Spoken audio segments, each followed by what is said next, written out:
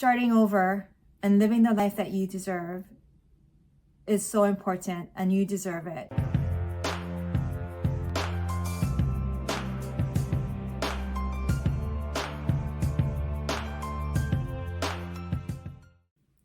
In today's video, I'm going to talk about the truths of starting over after abuse.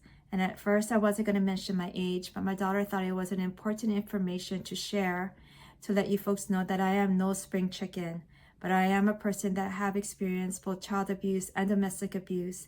And it doesn't matter how old you are, you can start healing at any time in your life. You just got to want to heal and want to live the life that you deserve. So I'm going to share with you some truths that I have experienced or I'm currently going through, and I hope it will help you along your journey. Let's get started. Truth number 1, it will take some time. I was going through child abuse healing when I was being abused by my husband at the same time. And now I have to heal both from my childhood trauma as well as my adult trauma. And unlearning the lies that was told to me for years is going to take some time. And I have learned that I can't rush this. I can't sweep it under the floor, because that's what I did in my childhood. When I was abused as a child, I swept it on the floor. But I'm not going to do that.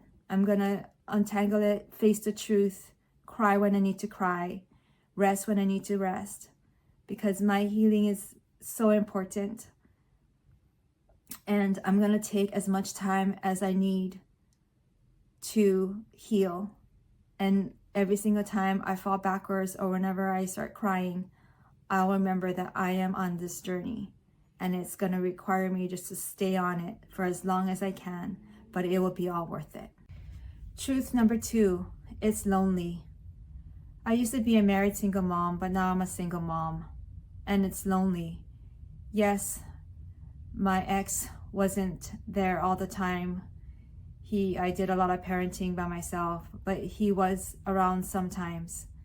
And I really enjoyed that partnership, or that company, I should say. And now I don't have that. And it's lonely. I also have the support of great family and friends that help. But it's still lonely because they haven't been through the same thing that I have been through. They don't have the same experiences, and they don't know the battle that I have to go through each and every day. And so it's a lonely place to be. And that's why I think it's important that we surround ourselves with people who understands, truly understands, and being part of that healing community. Truth number 3, it's scary. Now that I'm alone, I have to make decisions not only for myself, but for the kids, the family, for the home. And I don't want to make the wrong decision. I guess you can still call that a trauma response, where you're just so scared to make the wrong decision. And maybe I am, because I do hear the voices in my head that said, see, I told you, you shouldn't have done that. And so it's scary to make doing this, living this life by myself and having to care for my children. And it's also scary because I have to also protect them. And any decision I make is to protect them and keep them safe and keep them away from anyone that would want to hurt them. Another thing that's scary is possibly dating in the future. It's hard to think about yourself when in the back of your mind you want to protect your kids as well. That, you know, the red flags that you see, is it truly red flags? Are they standing out? And you don't want to make the wrong decision and bring people that could potentially hurt your children and yourself to happen, and bring that back into the household when you're trying so hard to move forward and break that cycle. Truth number 4, it's hard work.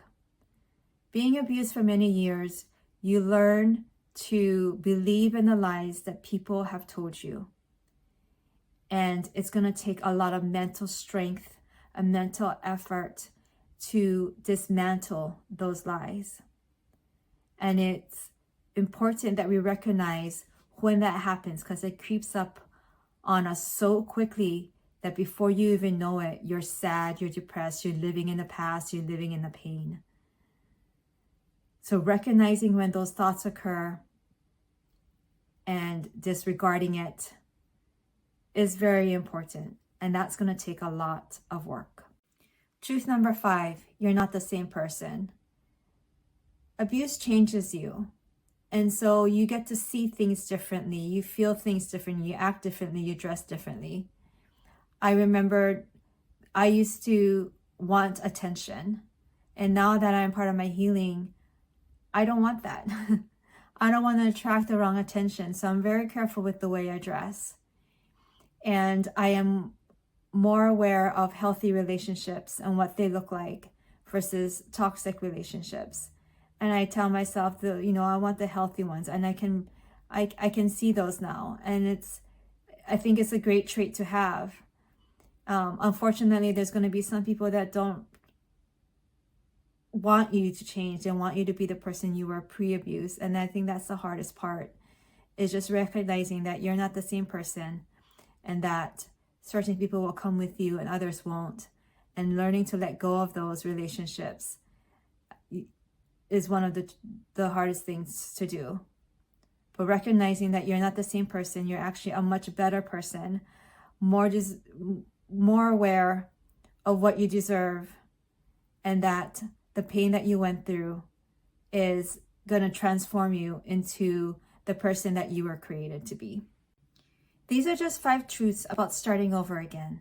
And while it's scary, it's lonely, it takes a lot of time and hard work, don't let that stop you in living the life that you deserve, one full of peace, joy, and lots of love. So hang in there, and always, always remember that you are enough, you're healing, and you're not alone. I'm in this journey with you. Till next time, please take care. Bye.